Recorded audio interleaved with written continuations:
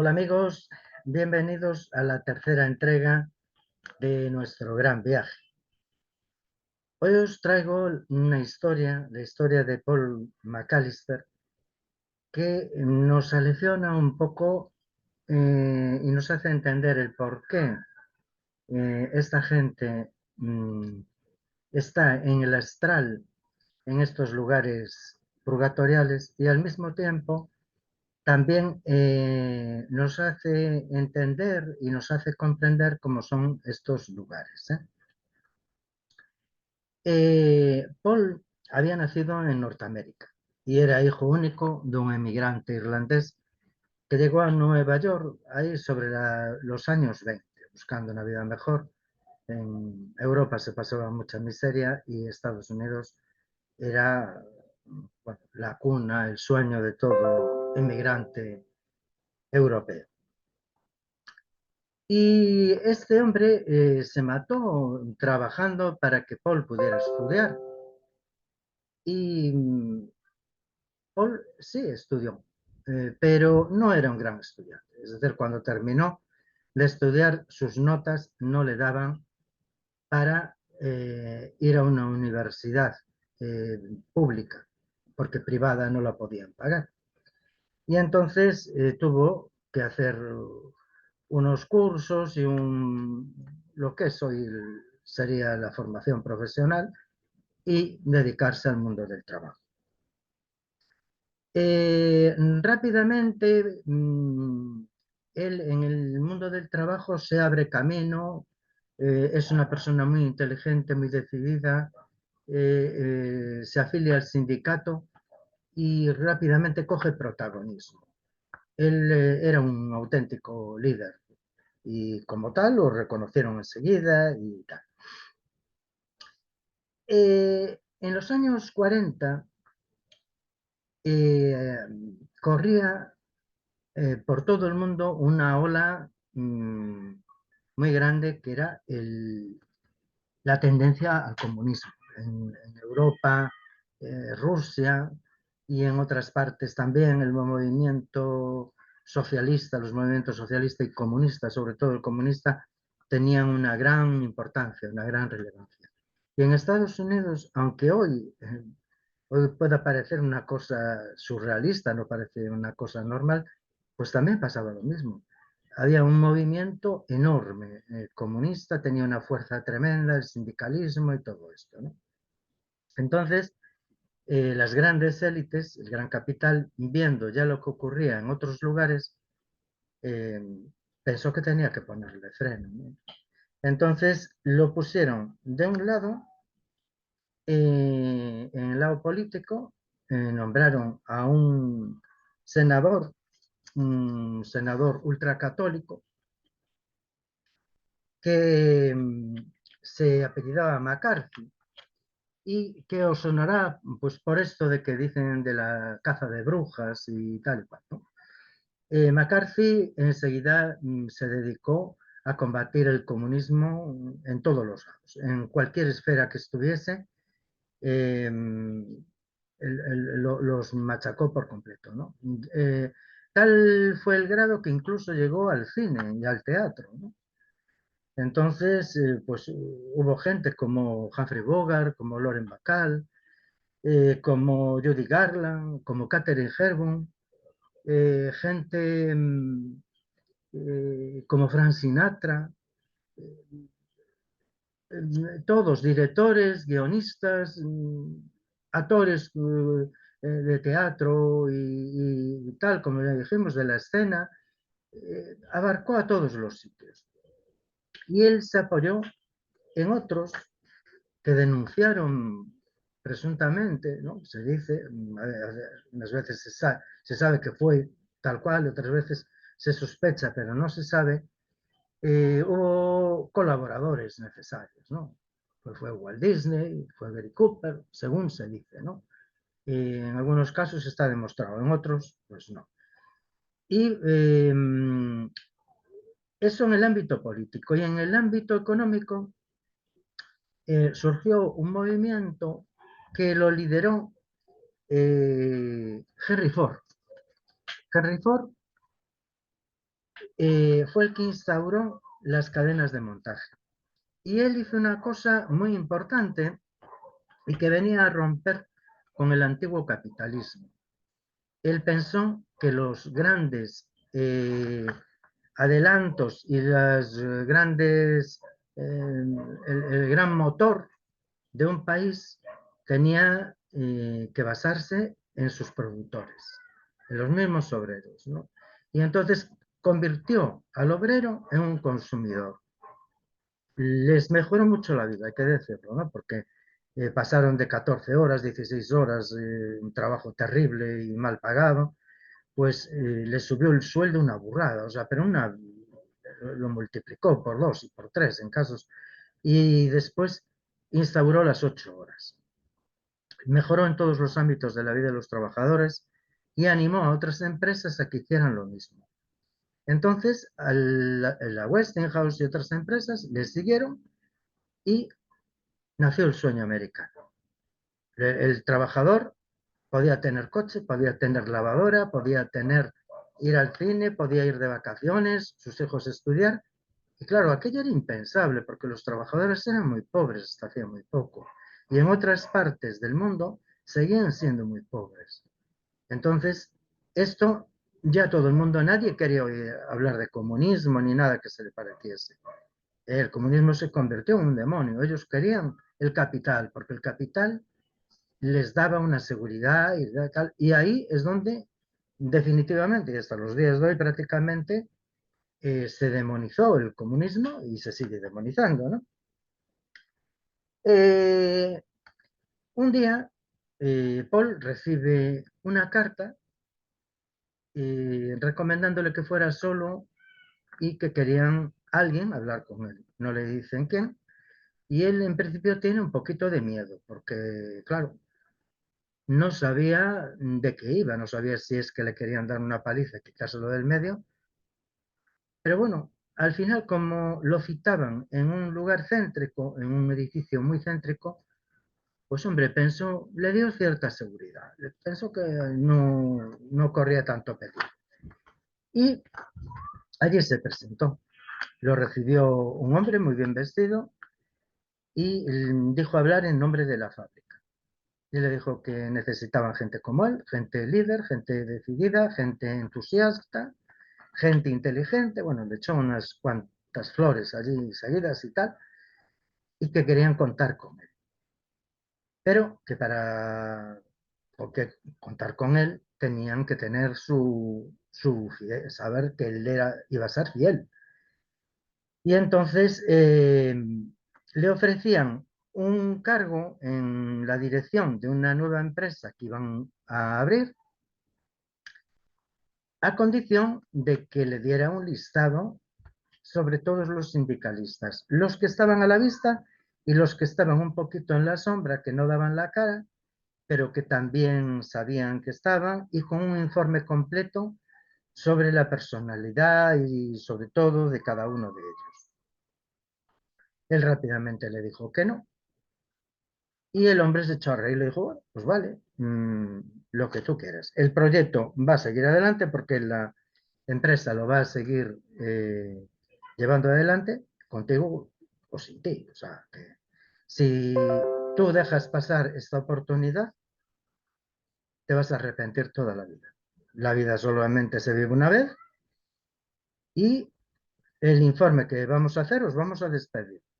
No os va a querer nadie. Vais a trabajar a salto de mata, malamente. Tus hijos no podrán estudiar, van a estar siempre pendientes de si pueden trabajar en lo que, en malos lugares, en malos sitios. Tu mujer no se va a permitir el lujo de comprar una prenda de ropa cuando quiera, ni unos zapatos, y vais ir al supermercado buscando las ofertas y las marcas blancas y todo esto, porque no vais a llegar a fin de mes. O sea, que vais a llevar una vida muy, muy, muy, muy, muy jodida. Pero la otra opción es que aproveches la oportunidad, que muchas veces solamente pasan en la vida, y entonces te acojas. Te estoy brindando la oportunidad de tu vida. Ganarás un buen sueldo, podrás tener una gran casa, podrás tener un buen automóvil, podrás permitirte todos los caprichos que quieras, pero tienes que ser consecuente con nosotros y que somos los que te pagamos.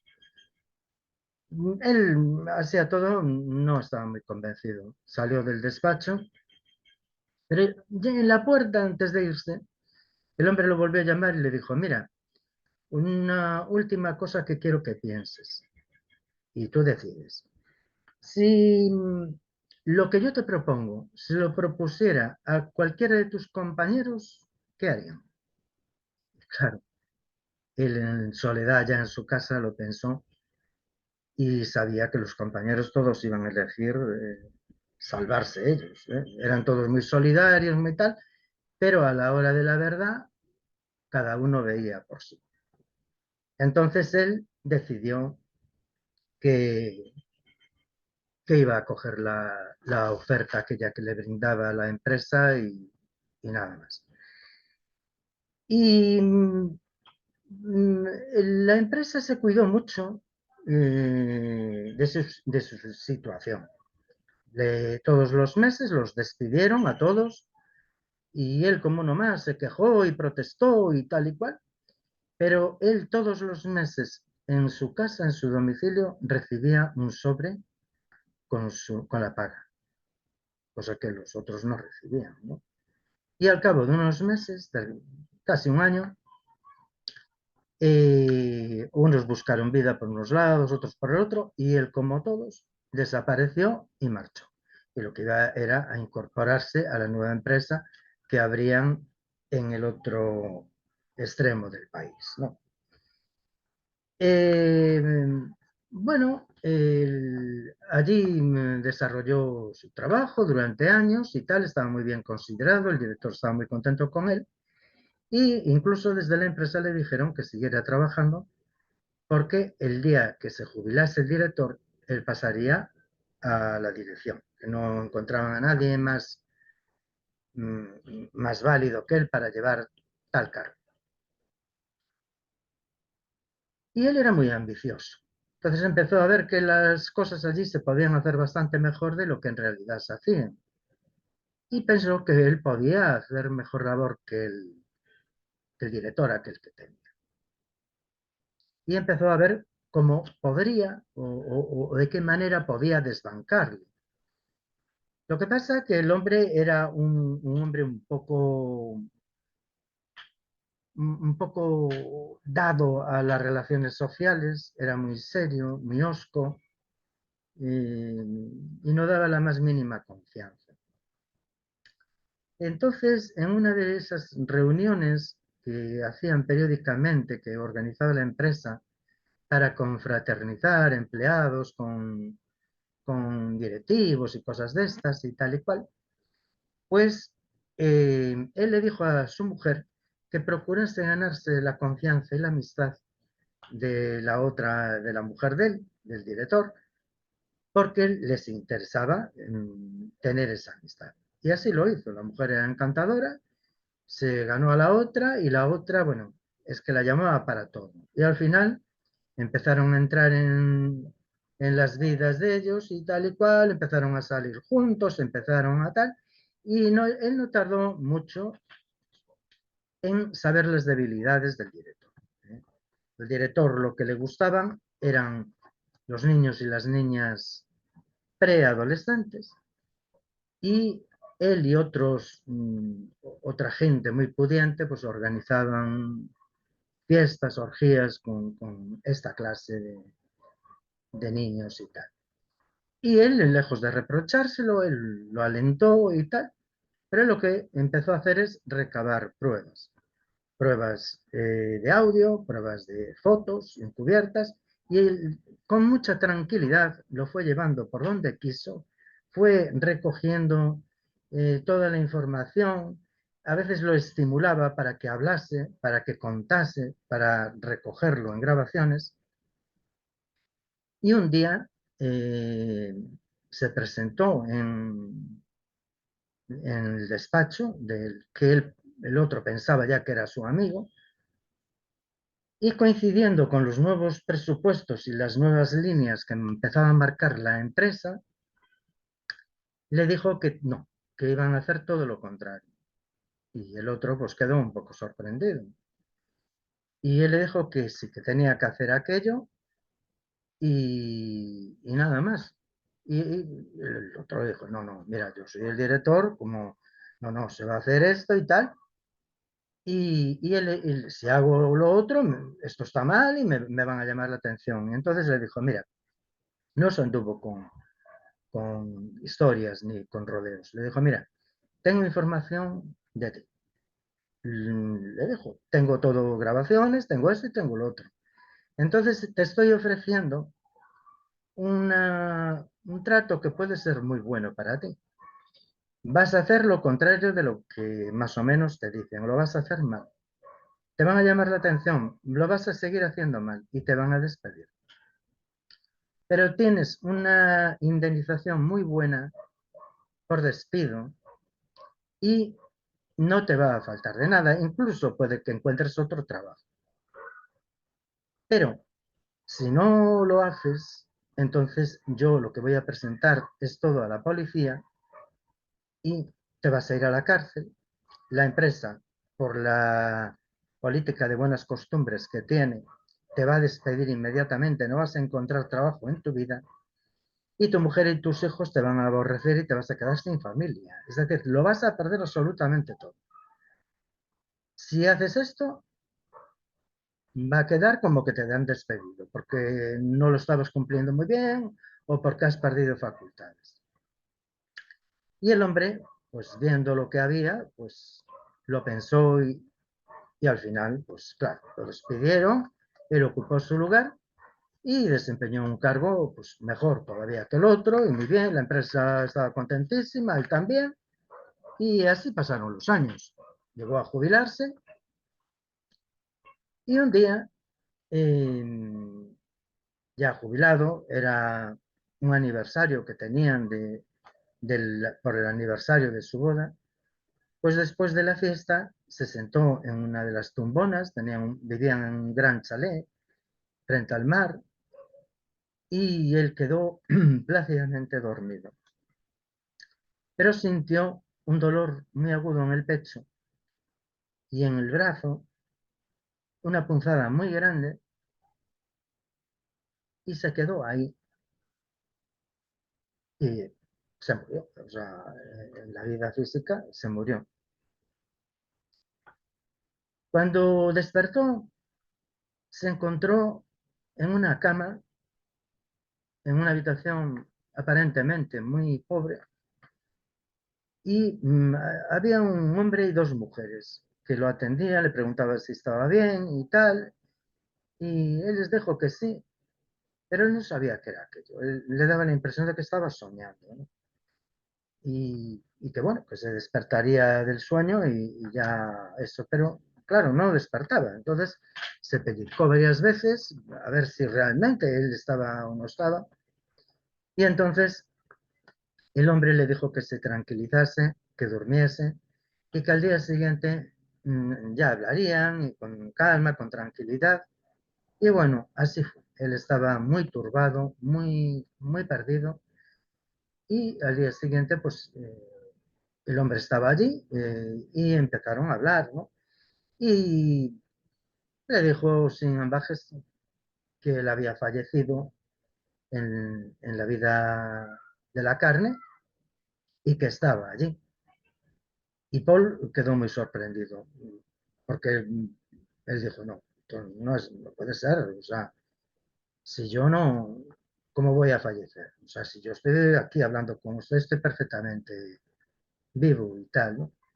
Y entonces, pues el hombre, dentro de lo que había, de, lo, de la premura del momento, pues lo puso al día. De todas maneras, Paul seguía sin enterarse casi de nada, ¿no? Y el sitio le pareció horroroso, pareció muy feo, ¿no? Muy triste, muy pobre, muy... eh, y el hombre le dijo, mire, si quiere, puede mudarse sin problema ninguno. Las casas están abiertas, aquí no hay robos, aquí no hay nada. Puede usted mudarse a donde vivo yo.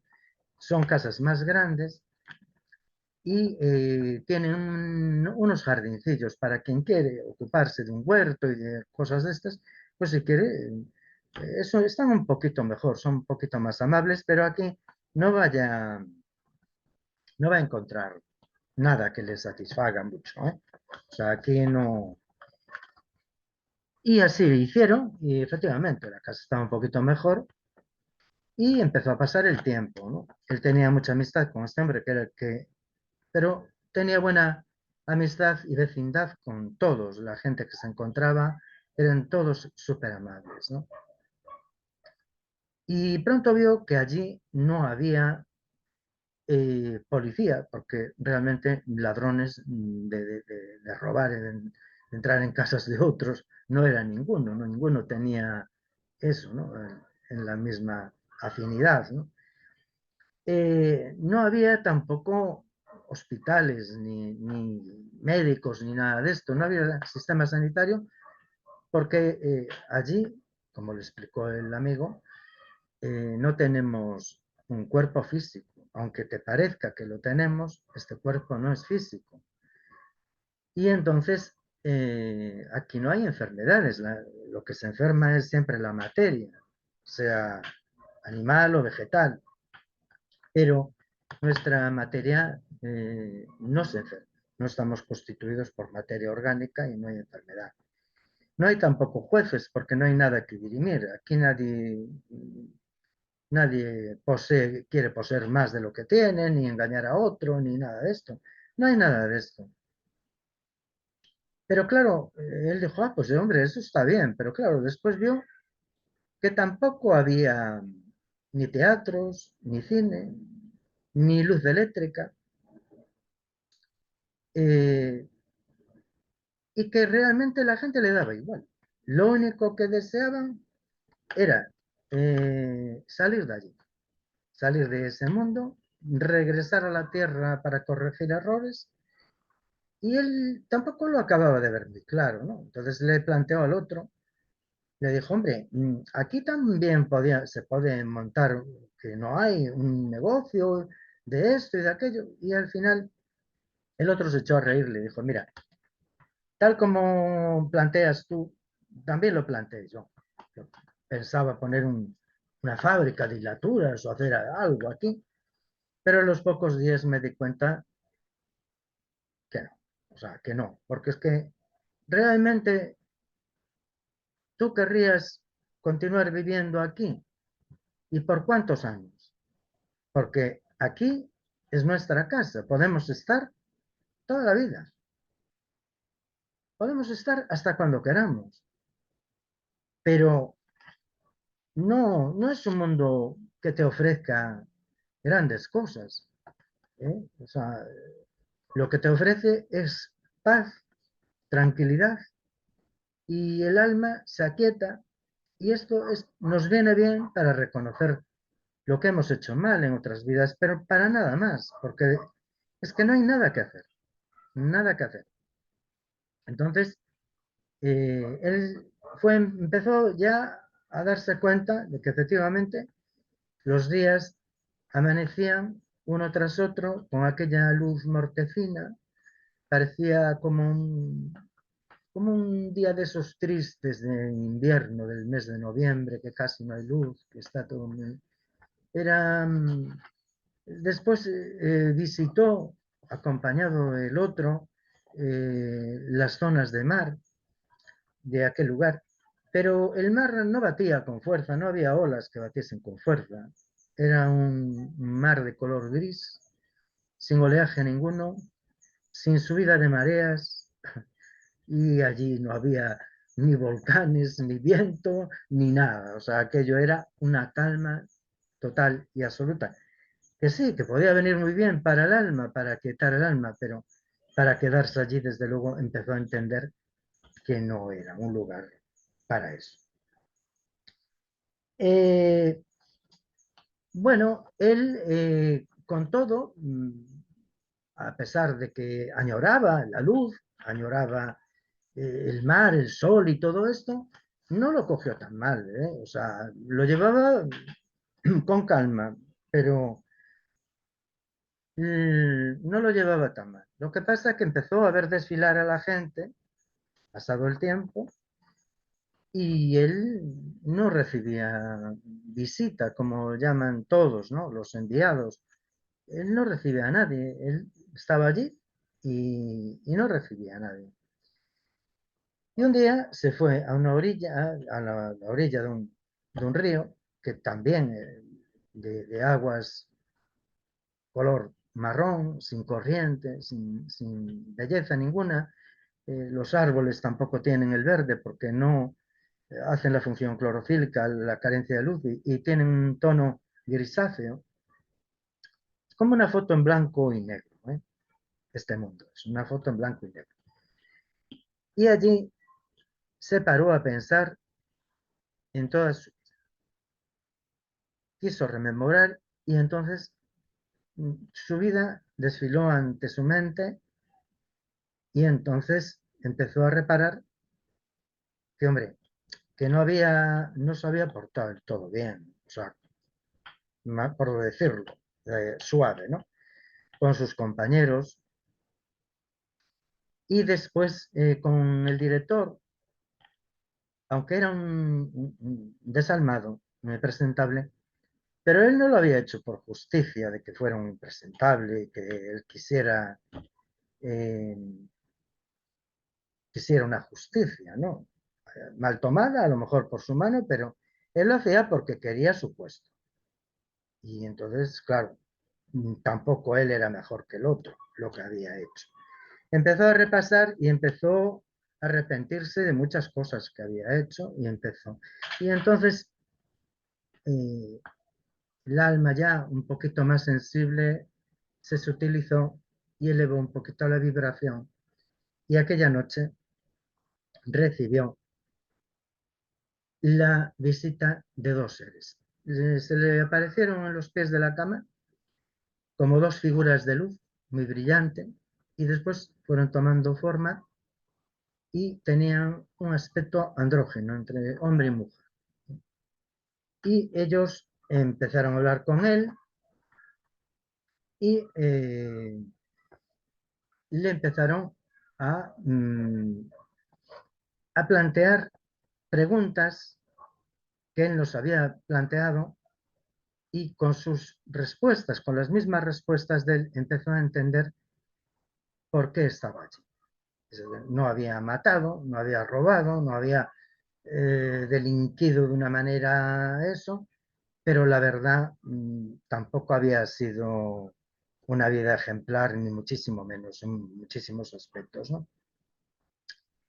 Pero al ser un hombre tan líder, con una personalidad tan fuerte y tener desarrolladas ciertas capacidades, otras sin embargo no las tenía, ¿no?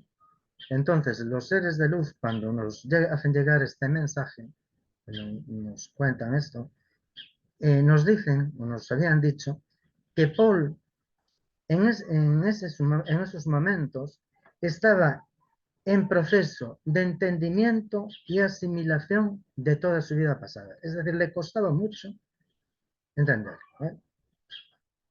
Y os leo textualmente lo que ellos le dicen a él.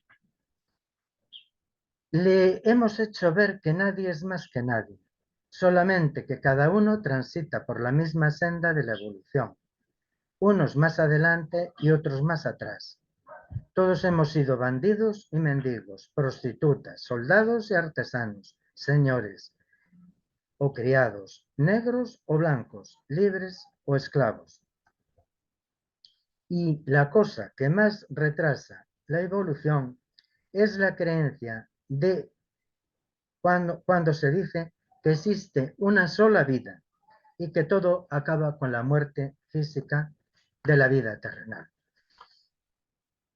Todas las experiencias y la sabiduría recogida en las distintas vidas se guarda en el espíritu, que viene a ser como el disco duro externo de nuestro ordenador. Aquí, en el espíritu, solo se guarda lo mejor y más puro. Y desde aquí, el espíritu anima al ser reencarnado a realizar siempre el bien, a través de eso que denominamos la voz de la conciencia, que no es más que la sabiduría que hemos acumulado a través de nuestras vidas. Por ello, según las vidas vividas y lo que hayamos aprendido, esa conciencia es más o menos rica. Y nada más, amigos. Yo me despido hasta la próxima de vosotros, esperando que algo más hayamos aprendido. Y hasta la próxima. Que los seres de luz derramen sobre vosotros paz y amor e iluminen vuestra mente. Adiós, amigos. Hasta la próxima.